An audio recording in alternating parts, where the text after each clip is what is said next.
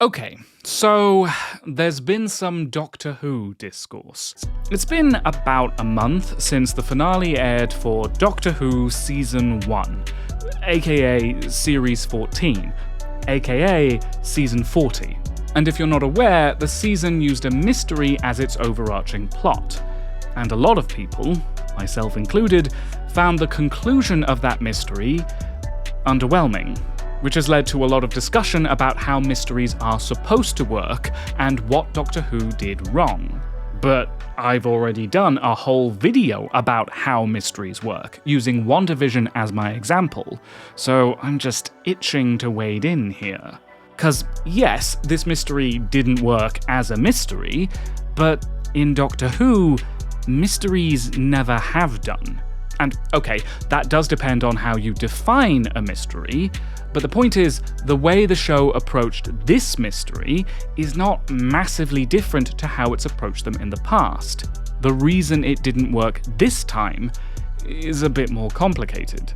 Okay, kid. This is where it gets complicated. So, since I'm kind of channeling Jenny Nicholson here, let's do this as an internet-friendly, numbered list. 1. The Mystery of Ruby Sunday. Quick recap. Spoilers, obviously. In fact, just assume I'm gonna spoil all of Doctor Who pre-July 2024. The big mystery this season was, who is Ruby Sunday's birth mother? When Ruby was introduced in the Christmas special, we learned she was a foundling, left by her mother on the doorstep of a church. Since then, Ruby's been on a sort of quest to learn her birth mother's identity, without success. As the series went on, this became a bigger and bigger question, as Ruby kept finding mysterious roadblocks preventing her from finding the answer. And the question became instrumental in the finale because the mystery of it even perplexed the season's big bad, returning classic villain Synthy, to the extent he wouldn't kill Ruby and the Doctor until they told him the answer. All of which, naturally, led to a lot of fan speculation. Ruby's mum is Susan, or River Song, or Jenny, or the Trickster, or Claudia Winkleman, until finally it was revealed that, no, Ruby's mum is actually Louise Miller, an ordinary woman who had Ruby as a teenager but gave her up to protect her from an abusive home. Now, I can see what Davies was going for here. Thematically, I really like the message that even ordinary people can have a massive impact on the world, and that people don't need to be superhuman in order to be special or important. That's always been a running theme in the show. I'm nothing special, I'm a temp!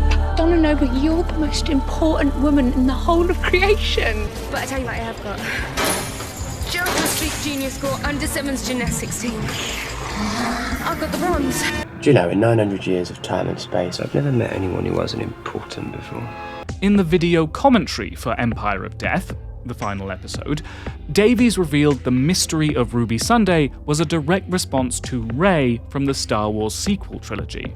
He was disappointed that The Rise of Skywalker retconned the decision made in The Last Jedi that Rey was unrelated to any of the legacy characters, or anyone strong with the Force. And I really loved the version where she wasn't special, where she was ordinary. So this is my reaction to that. And I've seen some online critics make this Rey connection, even without knowing it was intentional, as if the reason both reveals were unsatisfying is because neither Rey nor Ruby were related to a known character, because the reveal was nothing. You know what would have been scarier than nothing? What? Anything! And I think that's the wrong lesson to learn here. 'Cause I agree with Davies about Rey. I've talked about this before as well. In both examples, I think revealing their parents as ordinary strangers is the most meaningful thing for these characters. Whereas, connecting them to the lore wouldn't mean anything to them. Granddaddy Palpatine proves that. It's just, I am your father again, except using a character Rey had no established relationship with.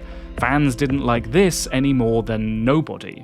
And Ruby doesn't even know what a Dalek is, let alone the Master or the Trickster. I guess it might have been interesting to see her discover she's not entirely human and reckon with that, but structuring that as a mystery about her mother still just gives her an arbitrary connection to a stranger. It's just not very interesting if she doesn't know them. And you totally can do a reveal where the answer is nothing. Series 8 episode, Listen, is a great example of that. The Doctor goes on a wild goose chase for a monster which, it turns out, he inadvertently made up. The reveal is still satisfying because it has a strong thematic significance to the Doctor as a character. And despite the negative reaction, I think the Ray reveal works for the same reason. However, unlike with Ruby, it was never set up as an actual mystery, at least not within the context of the narrative. Obviously, Ray's parents' identities were obscured to keep possibilities open, which, of course, led to fan speculation. But that was mainly fueled by the marketing. The Force is strong in my family. You have that power too. So even if the reactions to both Ray and Ruby were similar, I don't think the cause was the same. The reason it didn't work for the mystery of Ruby's mother is not because of the reveal, but because of the setup. The season built intrigue for the mystery by implying a supernatural explanation. Records were mysteriously elusive. Neither Davina McCall, nor UNIT, nor an AI ambulance from the future could find any trace of Ruby's mother. When they opened a time window to the night Ruby was left, it obscured her mother's face and prevented Ruby from seeing her whenever she got close. On multiple occasions, referencing the subject would cause magical snow to fall, or Carol of the Bells to play, to the bewilderment of the god of music themselves. And the Doctor's memory of that night changed from how the Doctor experienced it firsthand, with Ruby's mother now pointing ominously towards the Doctor. A change which itself appeared significant because the Doctor remarked upon it when it happened. The memory changed. She was pointing at me. The change wasn't just a retcon, it was a supernatural event the Doctor observed. But the only explanation offered for why any of this happened is because of the mystery. As the Doctor says about Ruby's mother, she was important because we think she's important. That's how everything happens. Every war, every religion, every love story. We invest things with significance. So while the whole of creation was turning around her, it made her sheer existence more powerful than Time Lords and gods. Again, I can see what Davies was going for. It's a fairy tale vibe. The thematic significance of Ruby's mother becomes literal significance because the universe is shaped by perception and stories. But the reason this is unsatisfying to so many is because, as a mystery, it's not playing fair. 2. Fair play. I'm not going to go into as much detail on this as I did in my WandaVision video, but basically, fair play is a concept which originated in traditional whodunits, though I'd say it can be applied to any mystery. A mystery is playing fair if it gives the audience all the information they need to solve the mystery before it's solved in the narrative. This idea often characterizes mysteries as a game, where the audience is trying to solve it alongside the detective, in which case it's obviously cheating to hide crucial information. It's impossible for the audience to figure out the murderer was the victim's secret twin if they never even knew the victim had a twin. But I think there's more to it than that, because this is a game the audience wants to lose, right? A mystery is satisfying when the solution takes you by surprise, but only, I'd argue, if it's playing fair. Because it's not hard to be surprising when you withhold crucial information. Like, if I suddenly went, psych, this video is not about Doctor Who, and pivoted to talking about Blake 7, you'd probably be surprised, but you might also feel like I tricked you. H-Bomber complains about this in his Sherlock video. In The Great Game, Sherlock looks at a body and deduces they were killed by an assassin called the Golem, recognizing his signature style. One of the deadliest assassins in the world. That is his trademark style. But this is the first we've heard of the Golem, and we don't know what his style is. So, yeah, Sherlock looks smart for knowing this, but only because he had information the audience didn't.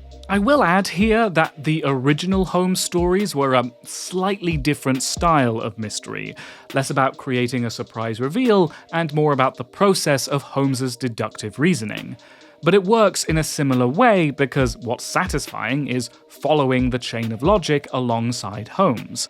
So, while I agree about the golem, I actually think the way Sherlock identifies the body as a gallery security guard is quite evocative of scenes in the books. But then that's based on common sense observation, i.e., information the audience already has.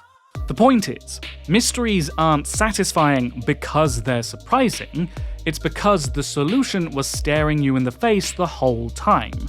I call this the aha moment, when your perspective changes and all the information you've been given suddenly makes sense in a new way. And that only works if you've been given the information. So fair play is not just a way of keeping mystery writers honest, it's crucial to how mysteries operate. Looking back at Listen, every clue, the writing on the blackboard, the stolen bedspread, the sounds outside the ship, has both a supernatural explanation and a mundane one. The reveal is not only thematically significant, but also makes perfect sense with the information we were given. There was an interview Stephen Moffat did in Doctor Who magazine. I've not been able to find it since, so sorry if I'm paraphrasing incorrectly, but he said the ideal reaction to a twist reveal is not, "what a surprise," but, "oh, of course." A mantra he maybe should have followed more when writing Sherlock, but he expresses very well the emotion a good mystery is gunning for. A sudden revelation when the information you have makes sense. Which is not the emotion the mystery of Ruby Sunday inspires. Okay, you might say Ruby Sunday's mystery is not technically hiding anything, because the solution turns out to be the most obvious, the one we should have expected. But the only reason we didn't expect it is because the whole mystery is constructed out of red herrings. We're not given any information about Louise Miller until the reveal. The only information we are given, the magical snow, the lack of records, Sutek's inability to perceive her, is all misdirection. It's designed to obscure the solution. And some of the clues don't even make sense with that solution. The pointing. We're told Ruby's mother was not, in fact, pointing at the Doctor, but pointing past him to a street sign on a lamppost, naming her daughter after the street. But while that's very touching, why did she do that? How did Louise pointing at a sign, when nobody but the Doctor could see her, communicate to the social workers that this was the name she'd chosen for Ruby?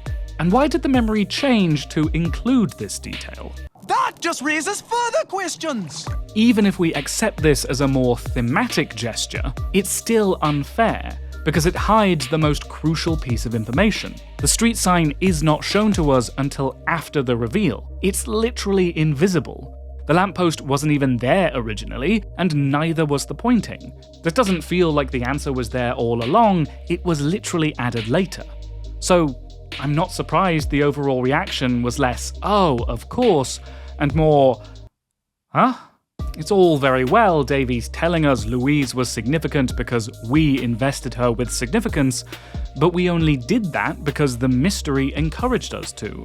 The identity of Ruby's mother doesn't matter to us in the same way it matters to Ruby. Her personal investment holds no narrative stakes. Even if Ruby never finds her mother, she has a loving foster family, she's having fun with the Doctor. She'll be fine.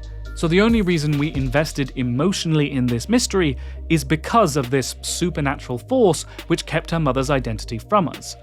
The real question here was never who is Ruby's mother, but why is her identity such a closely guarded secret?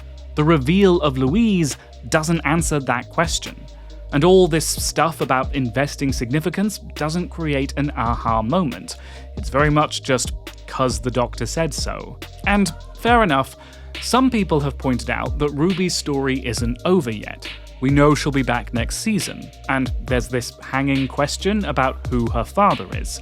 So maybe, by the time you're watching this, it's been revealed he's secretly the Master, and Ruby caused the magic snow with her hitherto unknown Time Lord heritage, or something. But one, that would totally undermine the message of celebrating ordinary people, and two, no matter what happens next, it doesn't change how this reveal landed now. This mystery was the backbone of this season, and the solution this season offered was meant to be the dramatic conclusion of this story. And it was disappointing because it was unfair.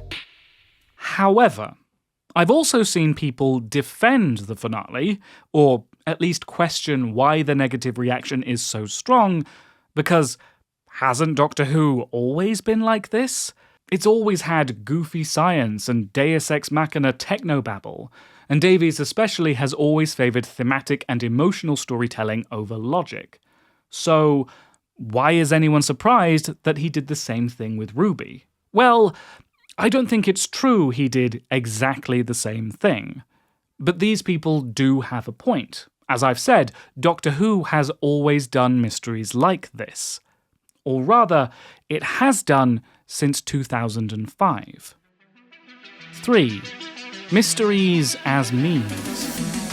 When he revived the show in 2005, Davies also used a mystery to tie the season together. Sort of.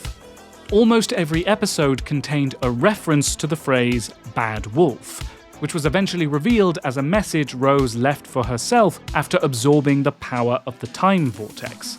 And since then, most seasons have been tied together with an arc like this, using frequent references to something which will be relevant in the finale. Torchwood, Harold Saxon, Cracks in Time, The Hybrid, and so on. I like to call these repeated memes. The appearance of the repeated meme. I guess Chibnall didn't really do this. I mean, he would often cut away to something that would be relevant later, but rarely repeated.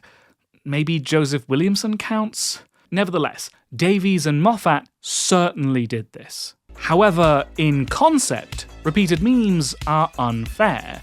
The phrase "bad wolf" gives no indication that it's a message from Rose, or that she will gain supernatural powers. Repeating the same idea over and over doesn't give you much information, it just draws your attention to that idea. A repeated meme is just an idea. And that's all they are. An idea. But then, the repeated meme was never intended to be a genuine mystery. It was conceived as a solution to a structural problem. The show's overall structure is based on the Buffy formula. Each episode is Monster of the Week, while the overarching plot hypes a more serious threat for the finale. But that's harder to do if each episode is set in a different time and place, with only a few regular characters. So, a repeated meme is a way of getting around that problem. It's just meant to create a sense of hype and foreboding for the finale in a way which can fit into any episode. Okay, but before we say that's not a mystery, how exactly are we defining mysteries here? According to Ronald Knox, he's the mystery writer who codified the idea of fair play, a detective story must have as its main interest the unravelling of a mystery whose elements are clearly presented to the reader at an early stage in the proceedings, and whose nature is such as to arouse curiosity, a curiosity which is gratified at the end. In other words, it must begin with a clearly posed question which invokes curiosity.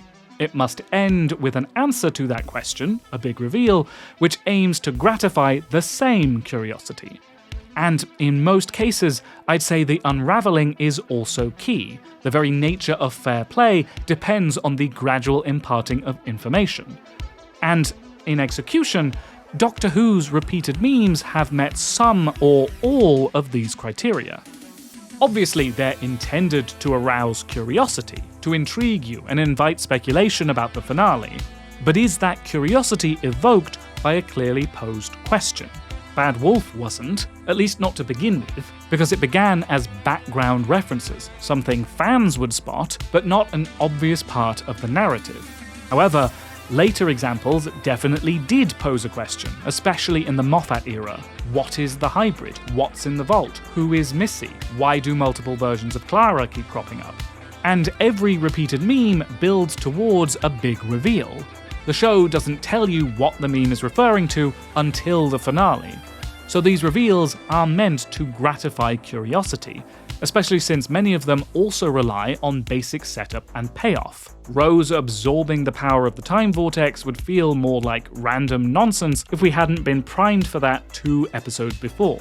Revealing Professor Jahno as the Master is gratifying, because we only need to take one look at his fob watch to understand what's going on here. And though, in concept, a repeated meme is just the same bit of information repeated, some examples do divulge more information as the arc progresses, unraveling the mystery. The Vote Saxon arc is bolstered by sinister individuals approaching Martha's family, who we gradually learn are employed by Harold Saxon to monitor Martha and the Doctor. And Moffat, again, especially did this. His Cracks in Time arc gives us a lot of information over the course of the series. We find out the threat, the exploding TARDIS, in episode 9, and the solution is set up in episode 5. How do we stop it? Feed it. Feed it what? A big, complicated space-time event should shut it up for a while. Like what, for instance? Like me! For instance! But if these are mysteries, they're all unfair. No matter how much information we're given, the reveal always relies on new information. The Bad Wolf arc never established the time vortex could give people supernatural powers. The Stolen Planets gave no hint about the Daleks or Davros. And in Cracks in Time, all we're told about the Pandorica is the Doctor thinks it's a fairy tale. So why weren't these reveals as underwhelming as the mystery of Ruby Sunday was? 4. Shockers. Knox also draws a distinction between detective stories and what he calls shockers, which today we might call a thriller or an adventure. He describes an elaborate example of a detective being stopped by a girl in a nightclub who tells him to avoid a particular address, which of course he goes directly to, only for this to turn out to be a ruse to lure the detective into a trap. According to Knox, something like this doesn't count as a mystery, mostly because he's disparaging about pulp adventure stories, but also because the details of this hook only matter in the moment. Once the trap is sprung, you're clearly not supposed to keep wondering about the girl in the nightclub. As Knox says, these sorts of story do not arouse a human instinct of curiosity. And I'm over here like, oh, that's what Doctor Who is. A pulp adventure. But unlike Knox, I don't think that's a bad thing. The Cracks in Time arc actually kinda resembles Knox's example, in that the whole mystery about the Pandorica turns out to be a trap for the Doctor. This reveal isn't meant to be an aha moment, it is trying to surprise you. Most of Doctor Who's reveals don't actually aim to gratify curiosity. They want to pull out the rug from under you. They have dramatic consequences. Less, oh of course, more, oh he's the Master, she's the Master, the Earth has been stolen, the eye patch lady is actually Amy's captor and she's been a ganger this whole time? And if we look at Doctor Who as one of Knox's shockers, these repeated memes make a lot more sense. Most of the time, they don't unravel a mystery or even pay off a setup. They foreshadow a shock reveal. And for that reveal to have the intended effect, i.e., surprise, the narrative must withhold crucial information. It's unfair by design. Thus, mysteries and shockers work in completely opposite ways, which creates a problem when the repeated meme straddles the line between the two. Another way Knox defines mysteries as compared to other types of story is that in a mystery, the main action has already taken place before the story begins. The interest of the ordinary romance centers in the question, what will happen? But the interest of the detective romance centers in the question, what has happened? Now, this distinction can be a little harder to apply to a story about time travel, and I think it's a grey area in general for Doctor Who, but if we're going by this definition, I'd say a repeated meme is in the style of a shocker when it's focused on foreshadowing and foreboding, what will happen, whereas it's a mystery if it's focused on creating intrigue and curiosity about a perplexing circumstance, what has happened. As we've seen, the Cracks in Time arc is a shocker. The cracks represent a threat. The TARDIS is going to explode. The big reveal presents the Doctor with a high-stakes problem. It doesn't concern itself with the why and how of the explosion. These questions are either answered discreetly after the fact, or not at all. And if it drops a clue which it winds up not answering, like why did everything turn silent at the end of Vampires of Venice? All I can hear is silence.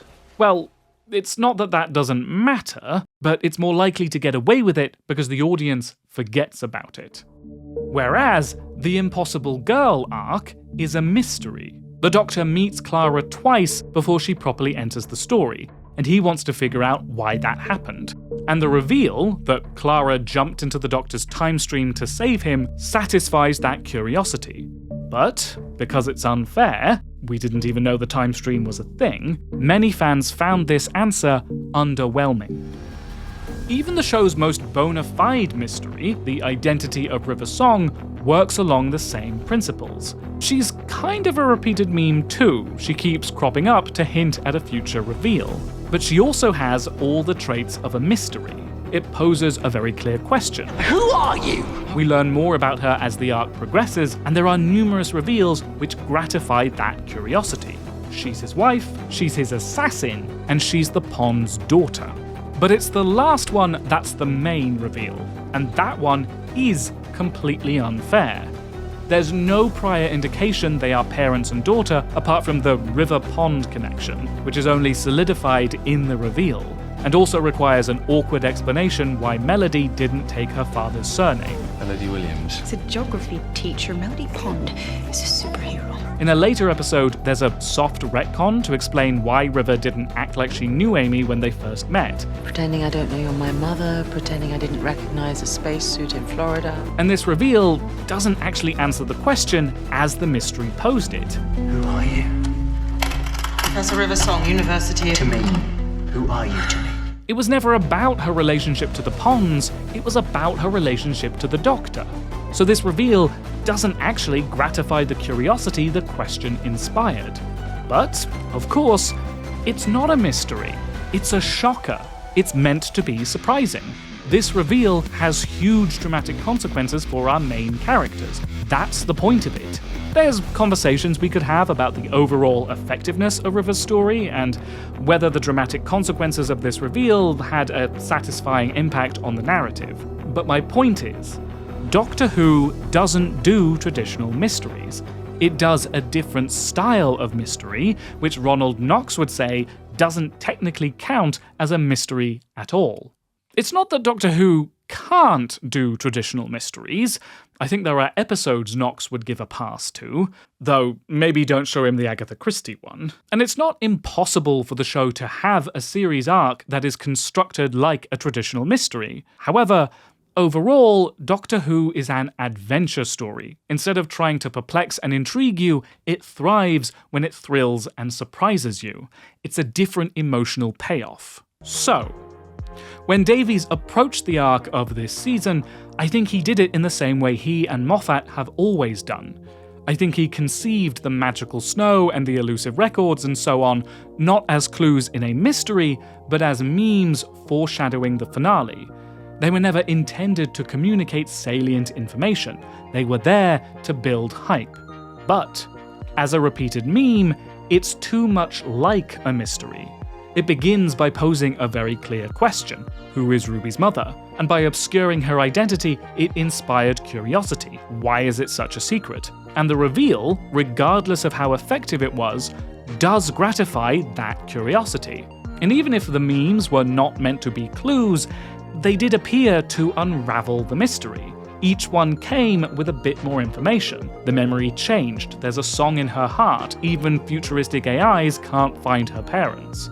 At the same time, it's not enough like a shocker. The reveal that Ruby's mother is ordinary is only surprising in how unsurprising it is. Someone like Louise Miller is the most obvious answer. It wouldn't be unfair without the misdirection. So, actually, the fact that she's ordinary kind of is the problem.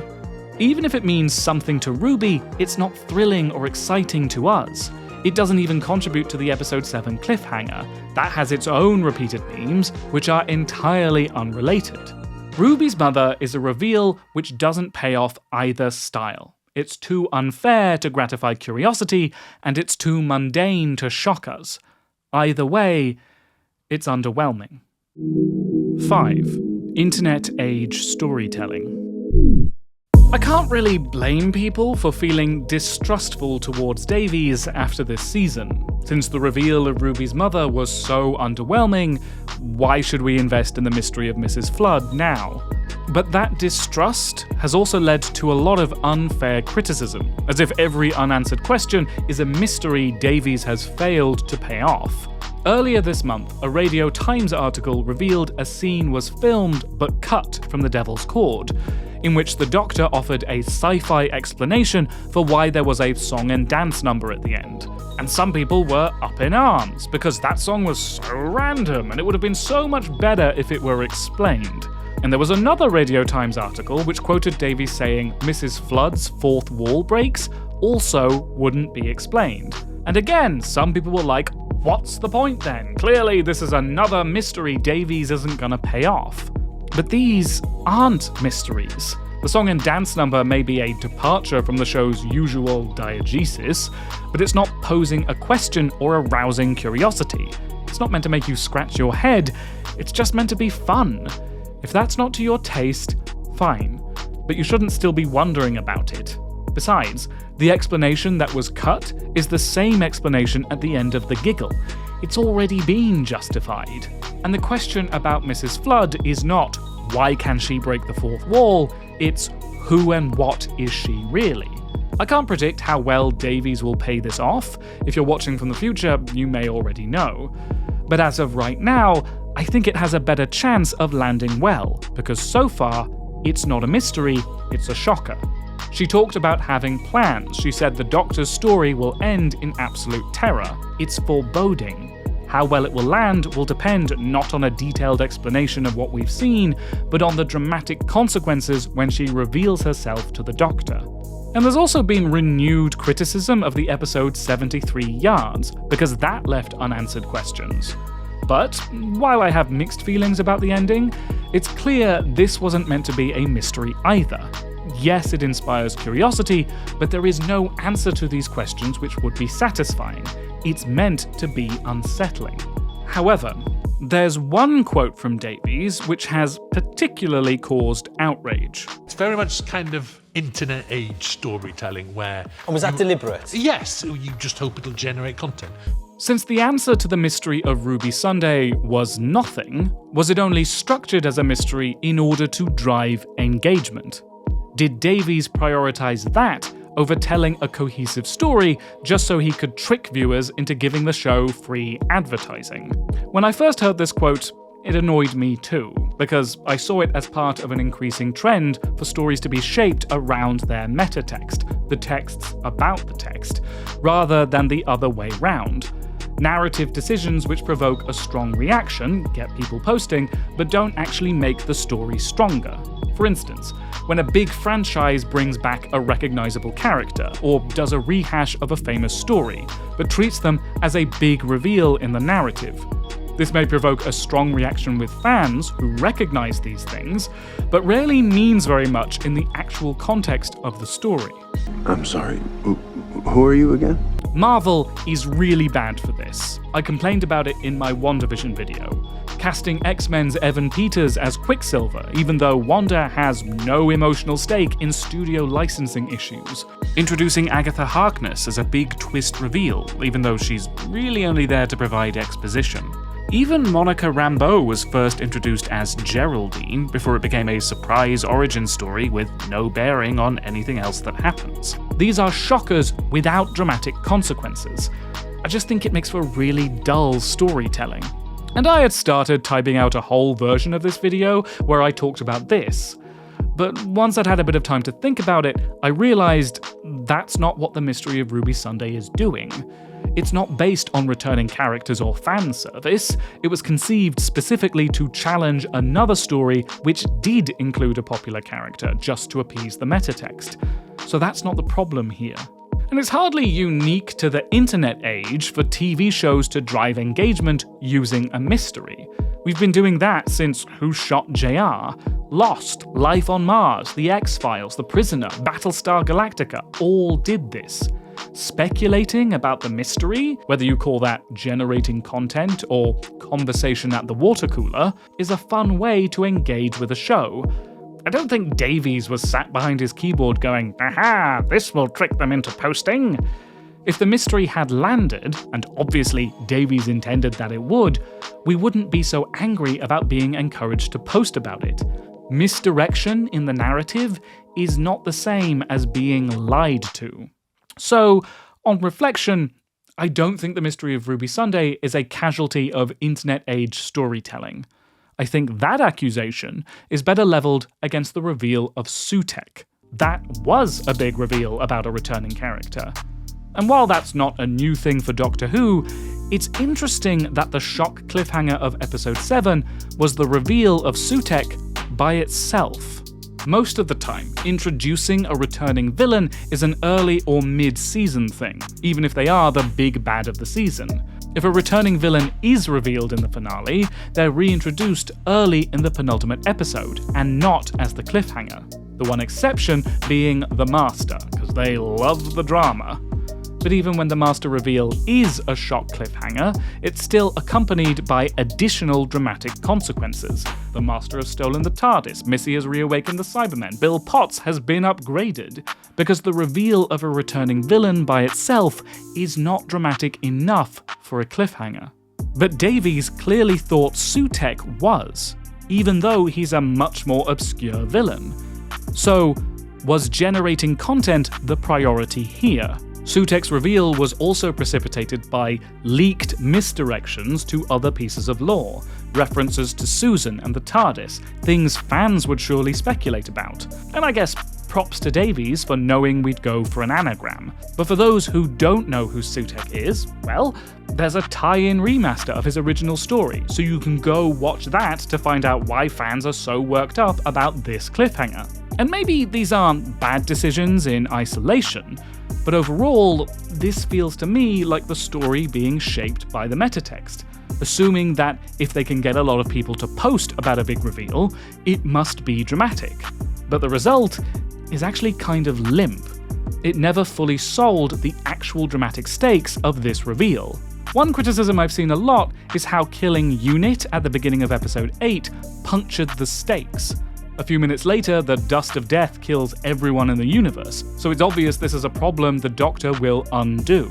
Whereas, if Unit had fallen as part of the episode 7 cliffhanger, there would have been some jeopardy, a week to stew on the possibility of these characters staying dead.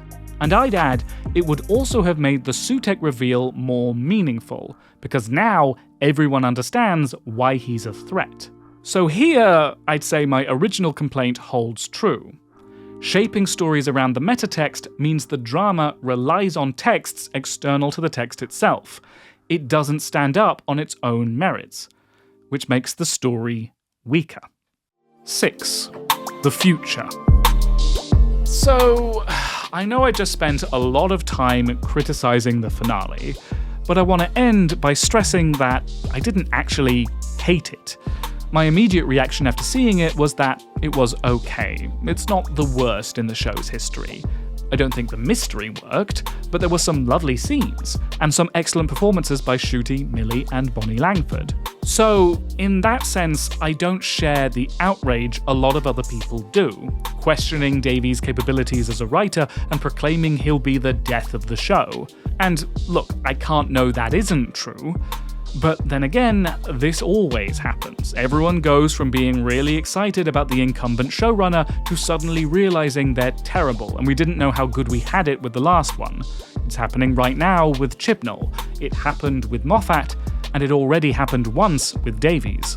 In fairness, there are rumours the Disney deal might be at risk due to poor ratings, and you're closer to the future than I am, so I'm not going to make any predictions about that. Nevertheless, I do think the outrage is a tad disproportionate. 5 big reasons why the 15th Doctor isn't working. Number 1, no consistent costume. It's not the Doctor's fault you don't understand fashion. And this smacks of homophobia. I'm not going to say the finale didn't deserve the reaction it received, but if you look at the responses for each episode of this season, the average reaction is fairly positive. And there's been some really strong ones. But perhaps because of recency bias or the peak end effect, a lot of people are judging the whole by the ending. Regardless, the BBC seem like they're happy with the numbers, so I don't think the show's going anywhere just yet. I, for one, am curious to see what Davies does next, particularly how he's going to approach the repeated meme next season. It's possible part of the problem is, because repeated memes rely on shock and surprise, they get less effective the more you do them. You can't do Bad Wolf again once everyone knows to look out for it. Every shock reveal of a new threat gets less shocking every time the Doctor defeats them. So, I suspect the reason repeated memes have gotten more complicated over time is because they had to compensate for that, surprise you in a new way. And maybe that's what Davies was trying to do this time. Trying to pull off doing a Bad Wolf and the Impossible Girl and the Pandorica all in one. But maybe the more you play with how it works, the more you end up straying from its original purpose, and it loses sight of what it's there for. So maybe the repeated meme has just hit critical mass at this point. Maybe it needs to evolve more significantly, or be replaced with something fresh. Then again, if Davies had landed the Ruby Sunday mystery, we wouldn't even be having this conversation. So maybe next season he'll prove there's life in the old bird yet. I guess only time will tell. If you want to support the channel and gain access to bonus content, please consider joining my Patreon at patreon.com/JamesWoodall. You can also give me a super thanks, and be sure to subscribe, share the video, drop a like, or leave a comment. You can also follow me on my socials listed on screen. Thanks for watching.